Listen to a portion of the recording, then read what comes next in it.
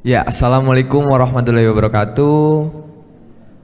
Kembali lagi bersama kita di Igo TV, bincang inovasi sekali bincang terinspirasi. Era digital sudah sangat tidak asing di telinga masyarakat. Faktanya, hampir seluruh masyarakat dunia telah menggunakan digital dengan berbagai macam kalangan seperti anak-anak, remaja, dewasa, bahkan hingga lanjut usia.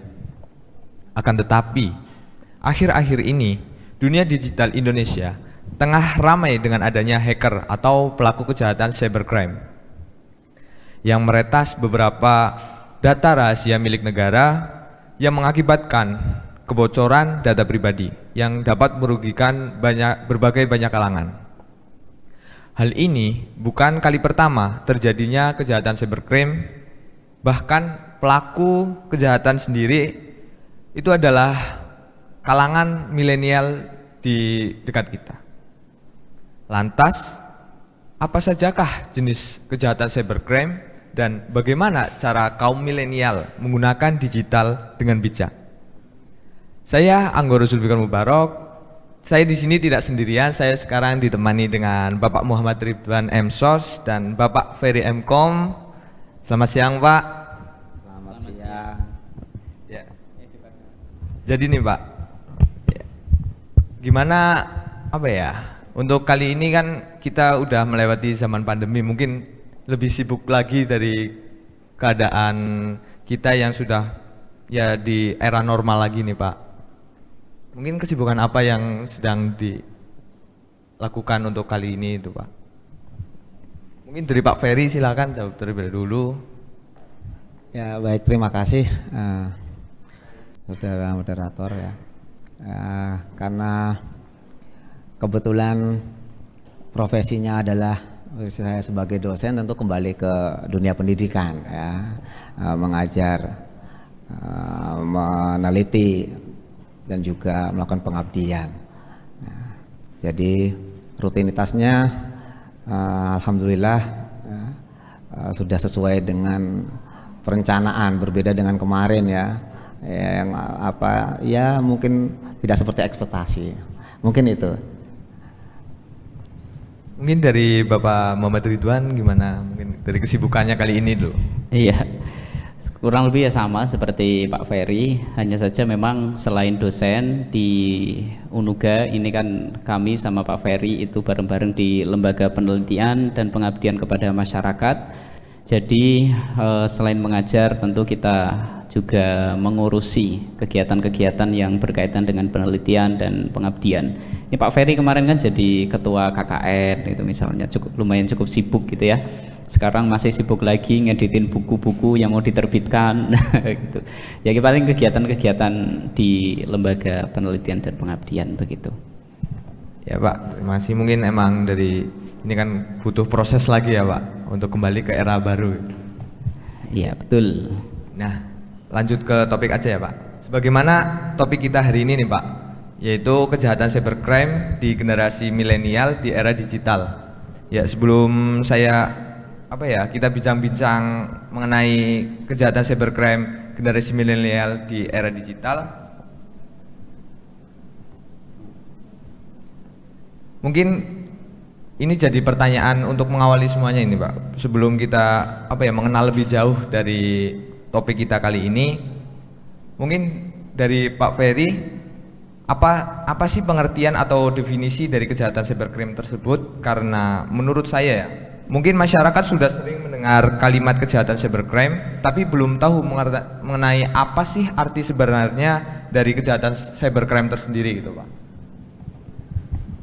Baik, jadi cybercrime ya, atau kejahatan cyber, nah ini mungkin kalau dikatakan baru tren ya, mungkin karena kasusnya Bjorka saja ya. Sebenarnya sudah lama ya. Kalau saya karena memang di bidang keilmuannya adalah informatika dan sistem informasi, itu bukan hal yang baru begitu ya. Nah, memang banyak definisi ya yang bisa kita temukan terkait dengan apa itu cybercrime gitu. Tapi secara sederhananya cybercrime itu adalah kejahatan yang dilakukan oleh seseorang menggunakan atau melalui teknologi internet atau teknologi komputer begitu. Itu cara sederhananya demikian. Mungkin gimana pendapat dari Pak Ridwan? Iya, ya tadi yang disampaikan Pak Ferry itu ya memang kegiatan cybercrime itu kalau dihitung mulai ada awal kemunculannya itu ya mulai awal munculnya teknologi komunikasi maupun telekomunikasi begitu. Jadi namanya juga cybercrime, yaitu tindakan melawan hukum atau melakukan kejahatan yang digunakan untuk mendapatkan sesuatu melalui jaringan telekomunikasi atau teknologi-teknologi tertentu.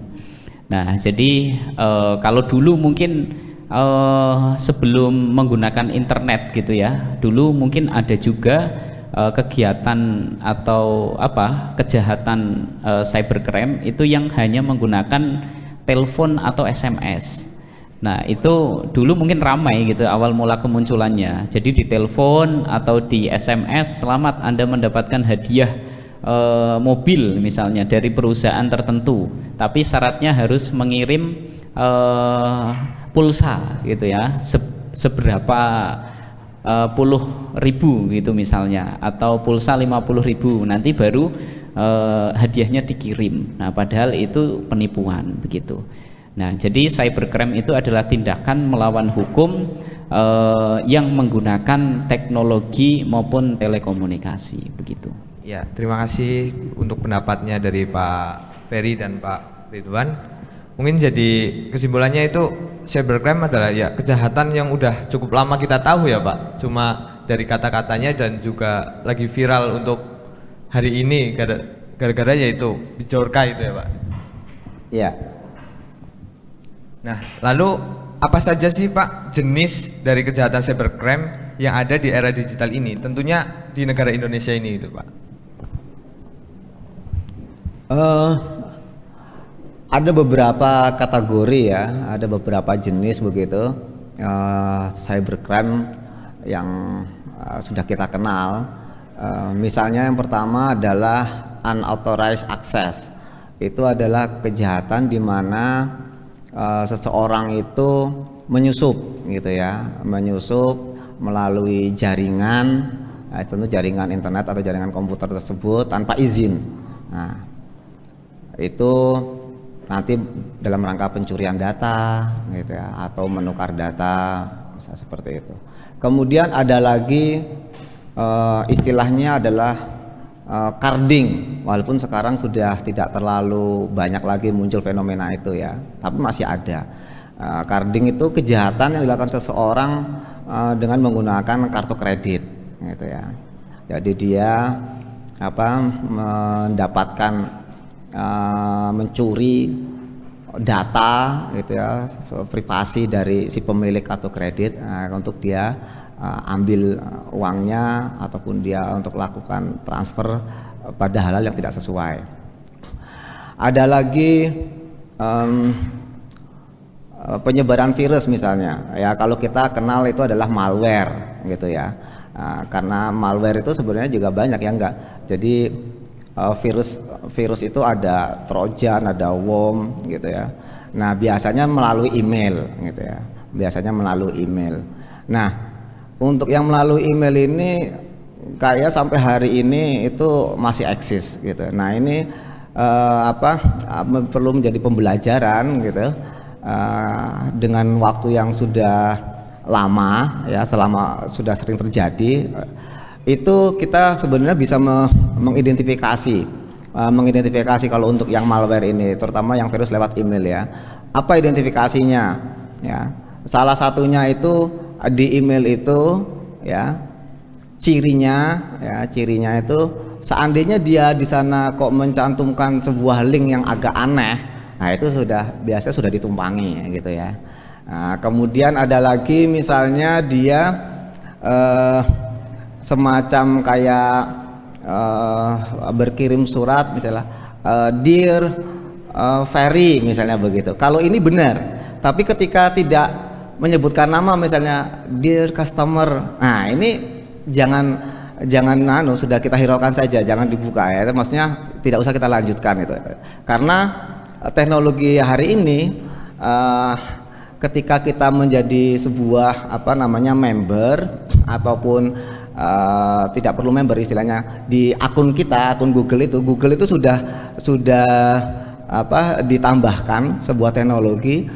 Ketika saya mendaftarkan email itu atas nama Ferry, maka nanti ada email masuk misalnya begitu dari luar, itu nanti dia akan otomatis kata pembukanya itu langsung dengan nama gitu, Dear Ferry gitu ya. Ada lagi mungkin macam-macamnya lagi, yang lainnya adalah typo squatting gitu ya. Mungkin kalau kurang pas narasinya ya, typo squatting itu dulu yang terkenal itu adalah kasusnya webnya Klik BCA ya, dimana webnya Klik BCA itu ditirui namanya ya.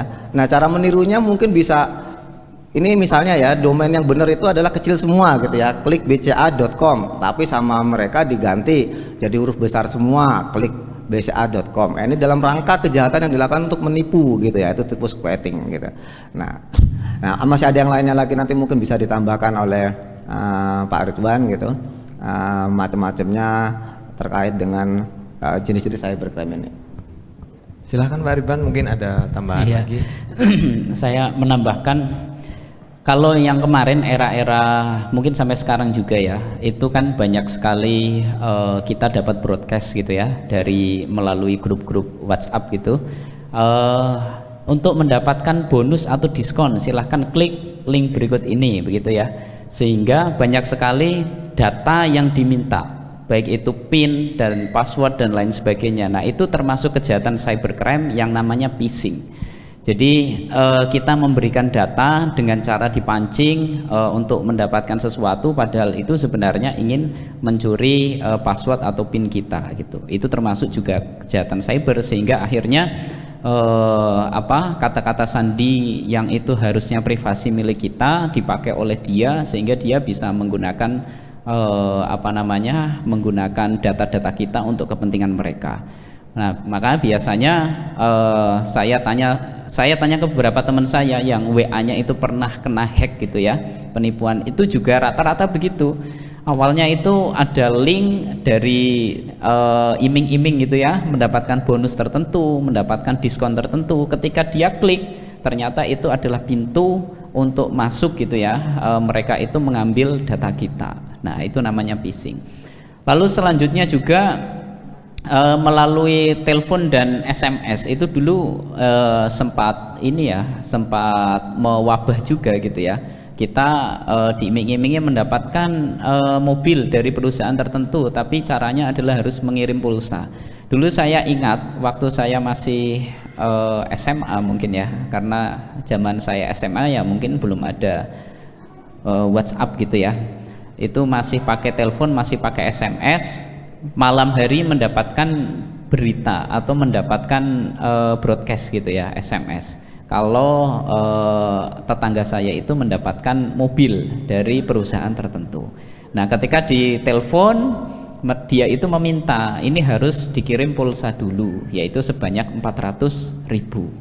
Nah, ya tetangga saya tanpa mikir langsung dikirim saja begitu. Nah, padahal itu sebenarnya itu bagian dari kegiatan cybercrime juga, yaitu melakukan penipuan yang menggunakan telekomunikasi yang ya intinya adalah mendapatkan keuntungan dari sana begitu.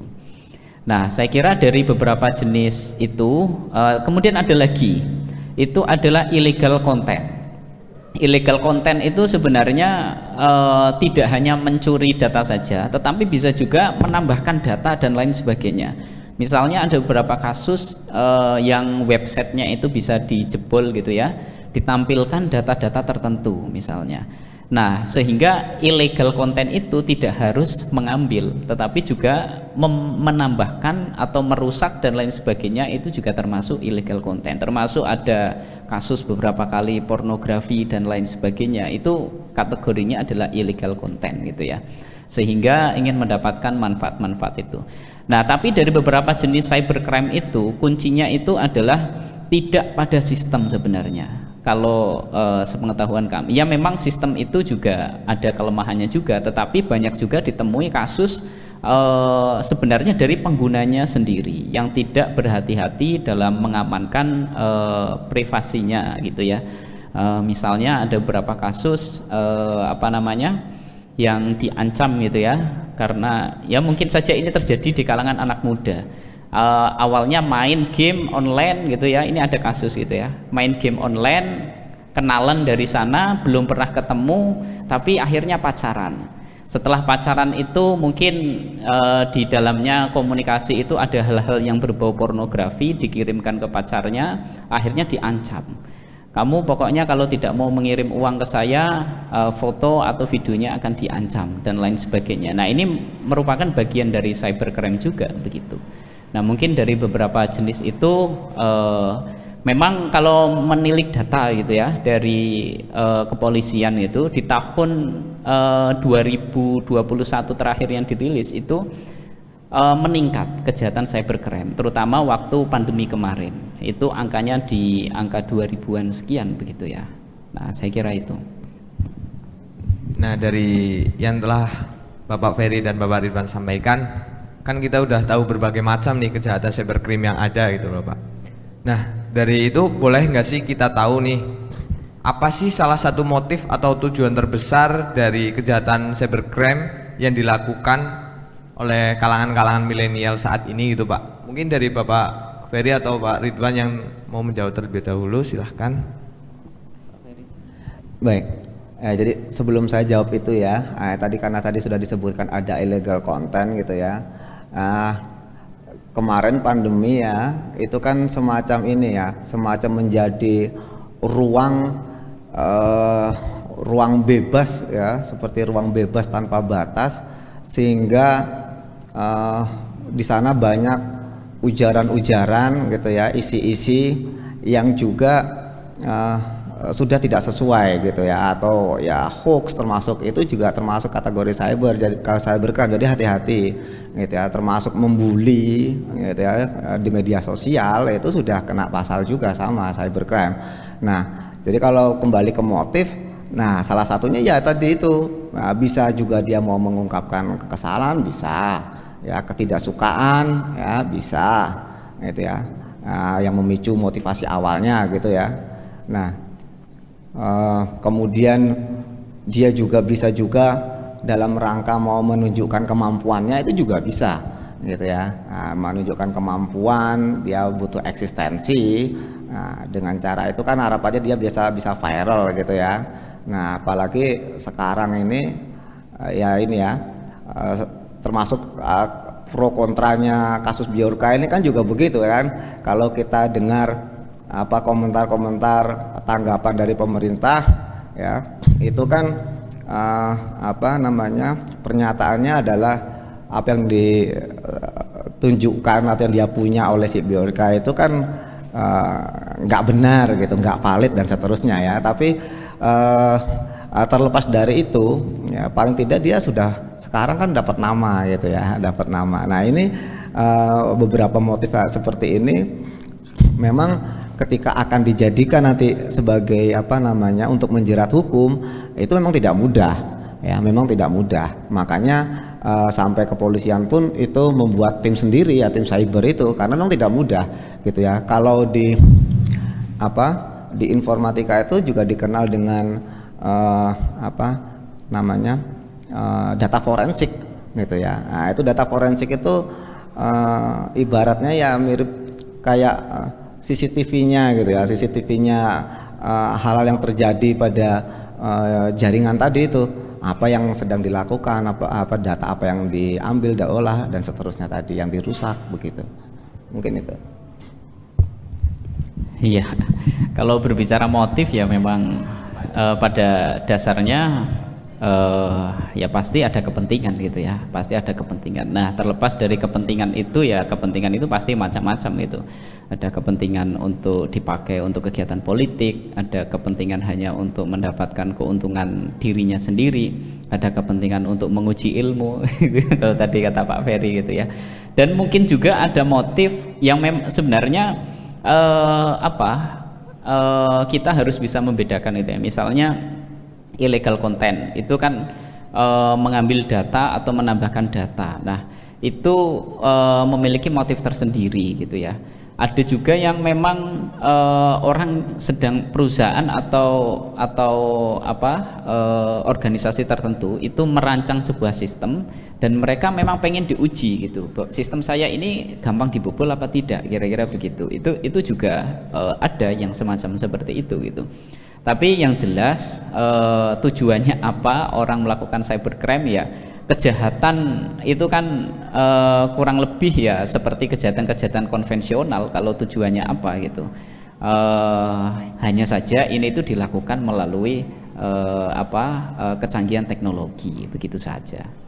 Mungkin itu tambahnya, Mas. Ya, makasih Pak. Mungkin jadi di sini kan kita udah tahu nih Pak motif-motif atau tujuan tertentu dari pelaku-pelaku dari kejahatan cybercrime tersebut. Nah, untuk untuk tindak pidana atau hukum yang berlaku untuk para pelaku kejahatan cybercrime ini itu seperti apa Pak? Kalau boleh teman-teman tahu gitu Pak. Ya,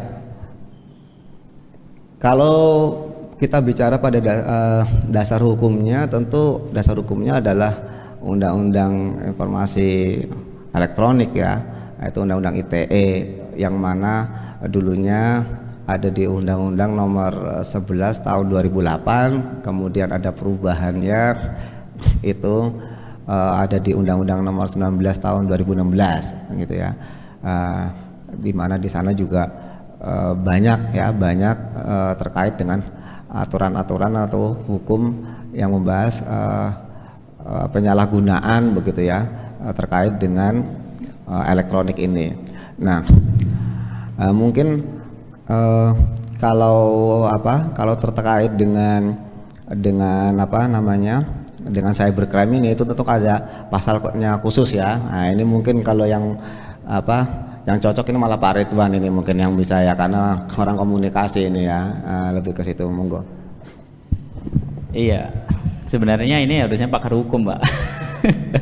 Tapi sepengetahuan kami ya memang tergantung dari motif kejahatannya. Kalau memang dia itu mencuri data, misalnya yang data itu merupakan karya dari si pemilik tersebut, itu juga bisa dikenai undang-undang hak cipta juga gitu. Kalau memang ternyata karyanya itu dijual ke orang lain atau disebarluaskan. Jadi tidak hanya undang-undang ITE saja, tapi bisa terkena juga terkait dengan undang-undang hak cipta gitu. Kalau misalnya dia itu menyebar pornografi misalnya, yaitu nggak hanya undang-undang ITE juga, tapi juga bisa terkena undang-undang pornografi juga gitu. Jadi hukuman pidananya itu tergantung dari motif kejahatannya itu. Kira-kira cybercrime-nya itu jenisnya jenis yang mana gitu. Kalau penipuan ya nggak hanya ITE tapi juga undang-undang penipuan juga. Nah, kira-kira begitu. Ya, memang ancamannya kalau di undang-undang ITE itu kan jelas ya. Barang siapa gitu ya yang melakukan perbuatan melawan hukum, mengakses jaringan orang tanpa izin dan lain sebagainya, itu hukumannya kan minimal itu 6 tahun penjara. Kemudian kalau denda itu kalau tidak salah itu 600 juta gitu ya.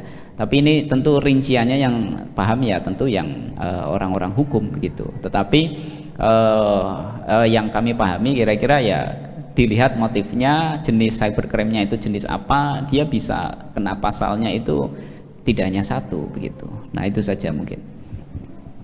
Oh iya Pak. Terus gini loh Pak, faktor apa saja sih yang menjadi pendorong nih kaum milenial itu menjadi salah satu pelaku dari kejahatan cybercrime tersebut? Jadi intinya itu cybercrime atau dalam kata lain itu hal-hal yang mendorong generasi milenial menjadi pelaku dari kejahatan cybercrime ini tuh pengaruh-pengaruhnya gitu loh Pak. Dampaknya atau faktor motivasinya? Faktor dorongan. Jadi kenapa kok malah rata-rata nih di sini tuh generasi milenial itu yang menjadi pelaku cybercrime tersebut gitu Pak? Ya, kalau kalau apa namanya faktor yang mendorong ini sebetulnya nggak jauh beda dengan motif tadi ya. Masih itu kan berelasi apa secara arti ya. Mungkin di sini istilahnya lebih kepada sumber awalnya ya, malahan kenapa kok malah justru bergeser ya, mungkin tadinya apa tidak ada belum punya niat bisa saja ya, tapi karena kemudian dia melihat ya seperti kasus kayak hari inilah ya, yang seperti yang sekarang ini kan kayaknya bisa jadi viral dengan waktu yang lebih singkat. Nah itu ya, mungkin dari kemarin dia mencoba eksis kok kayaknya nggak viral-viral ya, tapi dengan seperti ini ternyata jauh. Nah, ini juga nggak bisa gitu ya. Ya, tetapi saya sih melihatnya sebetulnya begini.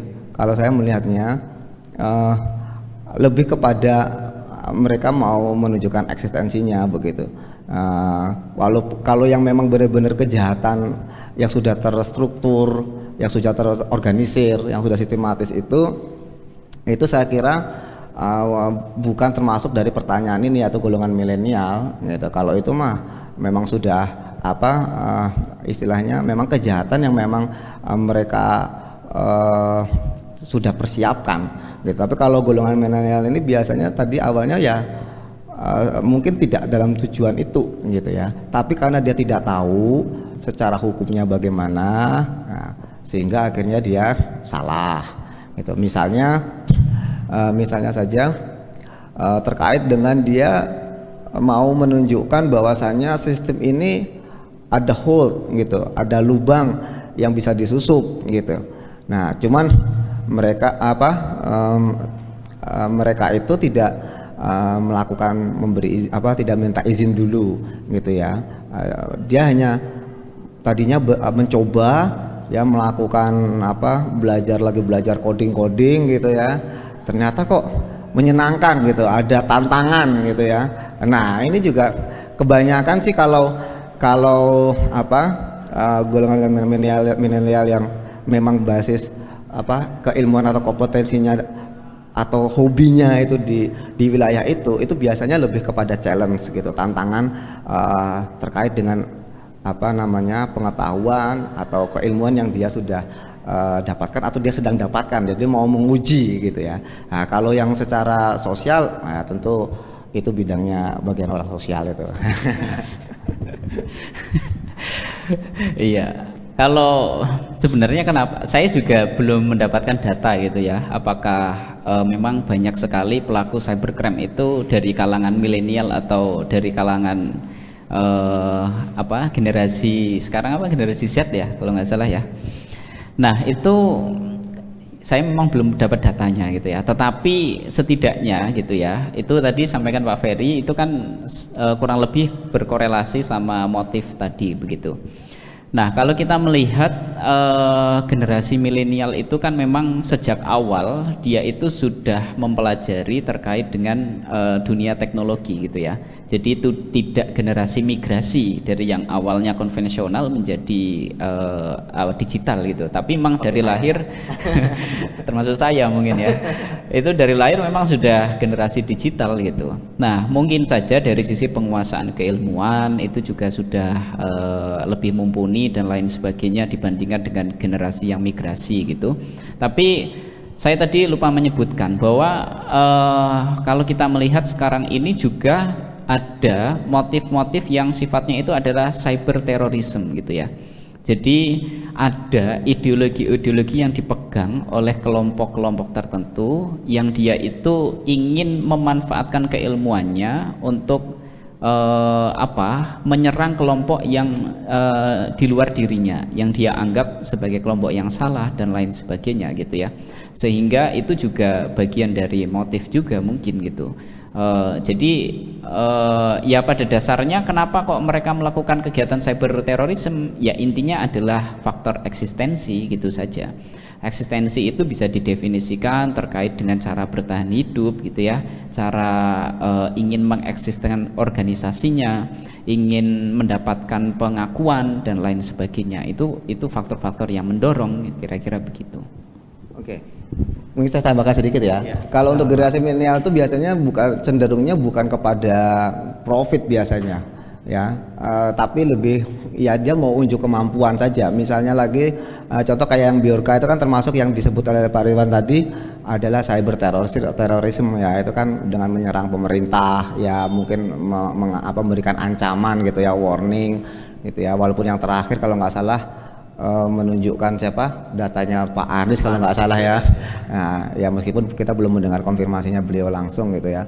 Nah, terus ada lagi tadi yang kayak illegal content, dan ada beberapa lagi jenis cybercrime itu yang modelnya juga yang banyak dilakukan. Kalau dilakukan oleh generasi milenial tuh biasanya lebih kepada apa ya, melakukan kayak bullying gitu. Nah, bullying gitu ya, karena tidak sepaham kayak tadi yang disampaikan Pak Ridwan, beda pandangan begitu, beda kelompok ideologi. Nah, dia menyerang dengan kalimat-kalimat yang tidak pantas gitu, atau gambar-gambar. Nah, mengedit gambar juga nggak boleh sebetulnya ya, apalagi itu dalam rangka menghina. Nah, cuman kalau masalah karikatur ya nanti tanya sama bagian komunikasi lagi ya. Nah, jadi kalau yang saya perhatikan kebanyakan kalau yang generasi milenial itu lebih cenderung bukan ke arah untuk tujuan profit, tapi dia hanya mau menunjukkan lebih kepada unjuk kemampuannya, terus juga untuk dalam rangka menyerang di mana itu bukan menjadi bagiannya dia. Itu yang biasanya lebih banyak. Kalau kasus-kasus yang sudah ke arah profit itu biasanya memang sudah terstruktur oleh organisasi yang memang dia sudah di bidang kejahatan. Mungkin dulunya kejahatan konvensional itu dia udah mungkin ibaratnya udah katam kali ya, udah katam gitu, dia udah nggak ada tantangan, udah nggak selera gitu, akhirnya pindah migrasi. Sekarang cobalah main-main kejahatan, mungkin begitu ya gitu. Ya, makasih dari tanggapan Bapak dengan realita yang sekarang terjadi, yaitu kaum milenial yang sekarang menjadi pelaku kejahatan cybercrime tersebut.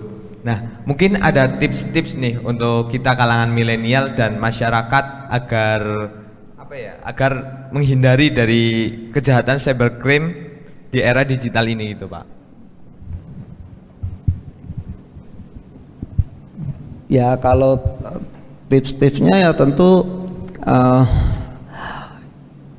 harus menggunakan etika ya. Apalagi kalau di mahasiswa khususnya kalau di Unuga, insya Allah harusnya terlepas dari ini gitu, karena sudah dapat etika kegozalian sih gitu ya.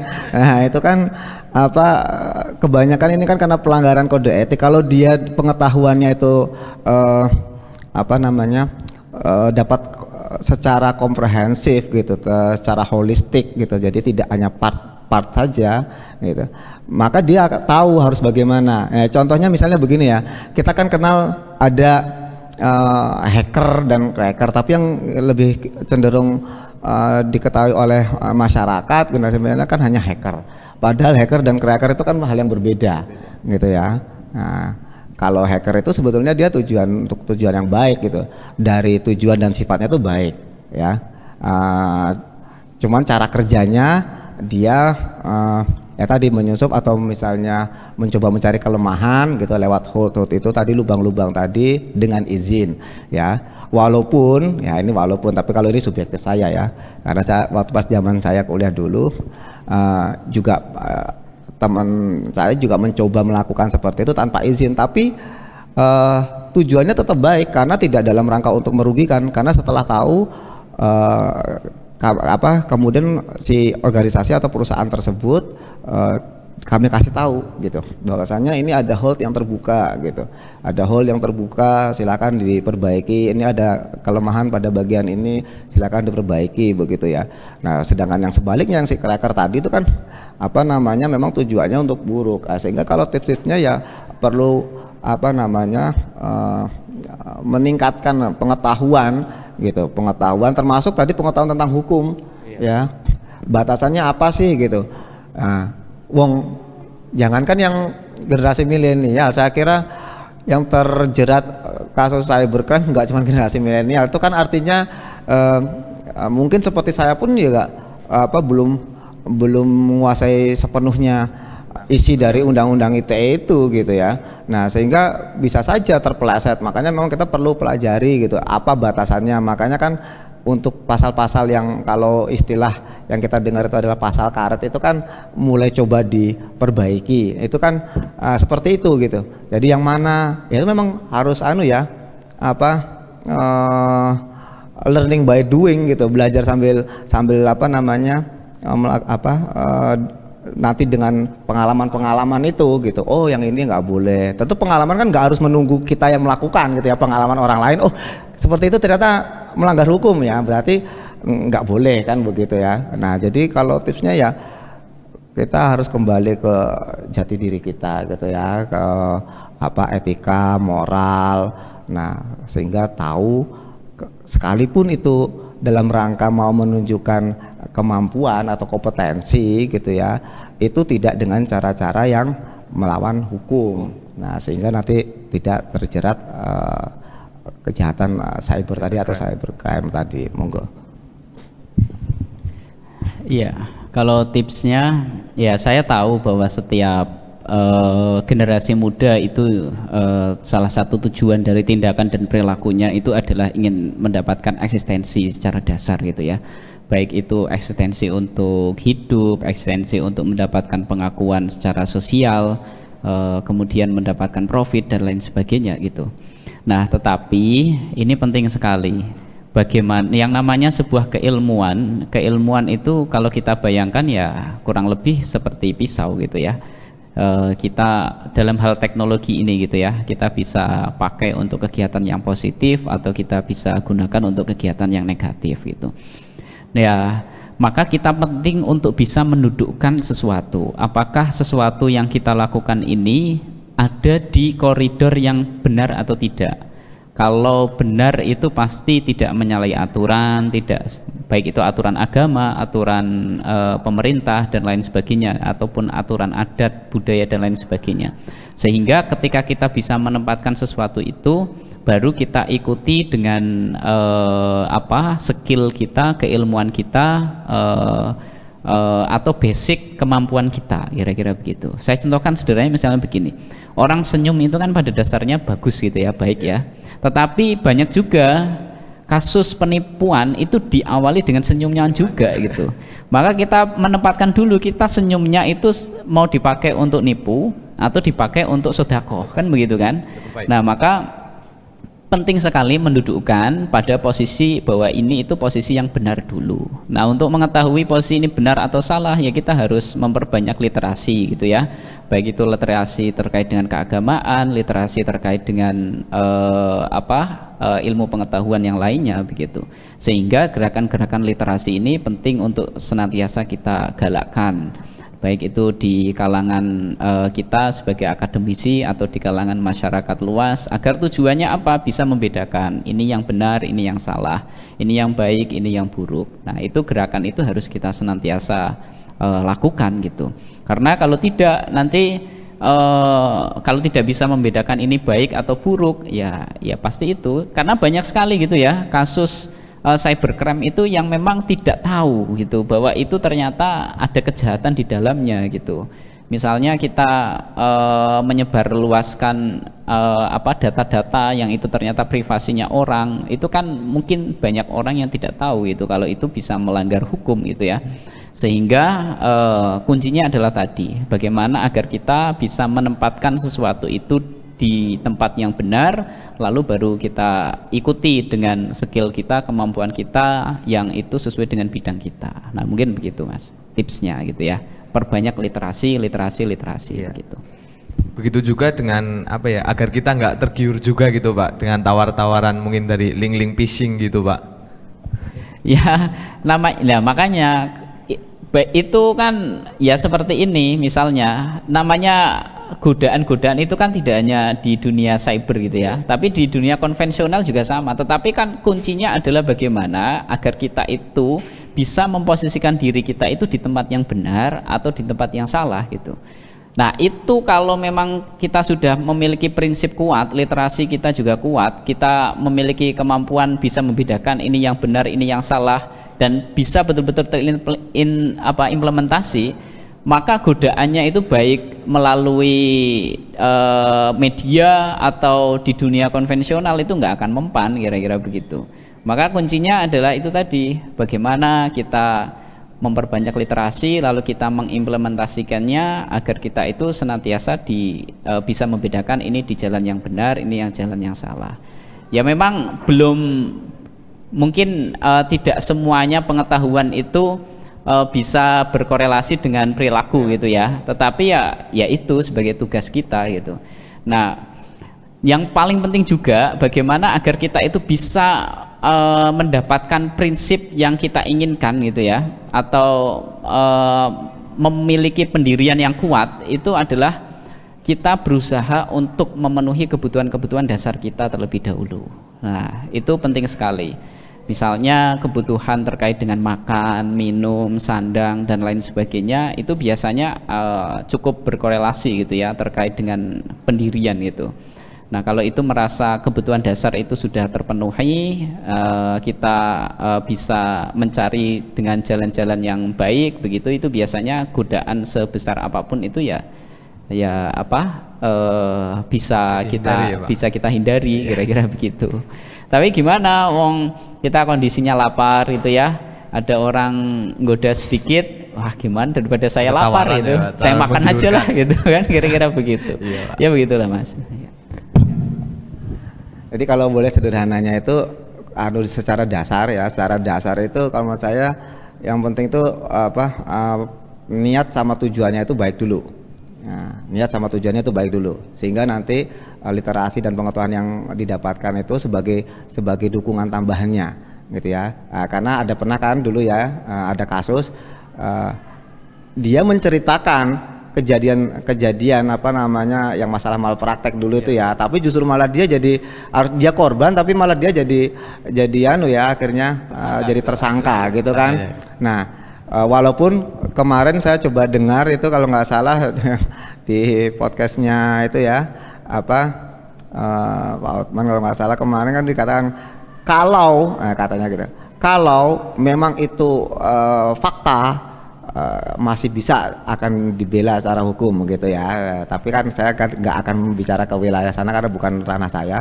Tapi artinya begini, niat baik saja ya, terus tujuan baik saja itu ternyata belum cukup gitu. Nah, ini yang sering salah ya, mohon maaf nih. Misalnya teman-teman ini generasi milenial, contoh yang paling sederhana adalah mahasiswa di sini ya.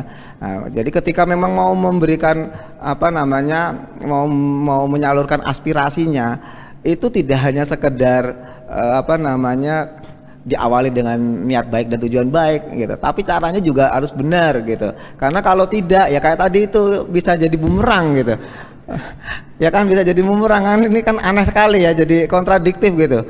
Korban jadi pelaku gitu ya Pak. Ya makanya. Nah, jadi memang secara dasar itu tadi niat dan tujuan, tapi cara itu perlu diisi dari tadi pengetahuan, literasi tadi itu begitu.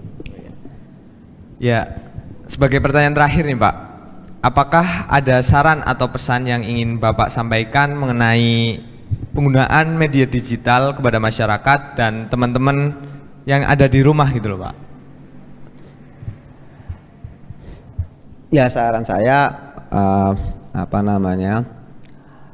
berlakulah yang bijak gitu ya dalam menggunakan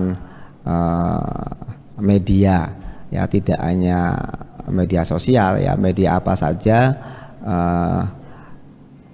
sebagai sarana komunikasi gitu ya, terus telekomunikasi ya, internet itu karena sudah ada aturan-aturannya gitu ya, sudah ada dasar hukumnya, maka gitu, dalam menyampaikan keinginan, menyampaikan aspirasi, keluhan, komplain, ya harus dilakukan dengan cara-cara yang bijak begitu, sehingga nanti tidak justru menjadi tergelincir, justru menjadi bumerang buat diri sendiri begitu.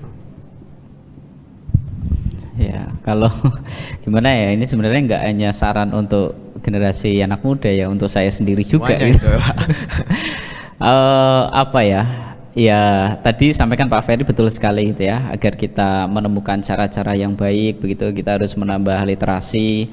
Nah, sekarang ini untuk mendapatkan literasi yang bisa kita gunakan sebagai referensi itu kan bisa didapatkan dengan mudah gitu ya, melalui e-book, melalui e-journal, melalui e-proceeding yang itu memang bisa di-download secara gratis gitu ya. Lebih banyak membaca, melihat, mendengar gitu daripada kita lebih banyak berkata gitu ya. Tetapi meningkatkan literasi itu ya dengan cara seperti itu gitu. Lalu selanjutnya adalah sebagai generasi milenial atau generasi anak muda gitu, itu tidak bisa terlepas dari yang namanya pencarian jati diri gitu. Itu penting sekali memahami diri kita agar kita itu bisa menemukan cara untuk meningkatkan kualitas diri. Misalnya begini, tidak semua orang itu memiliki kelebihan cara membaca dengan baik gitu ya.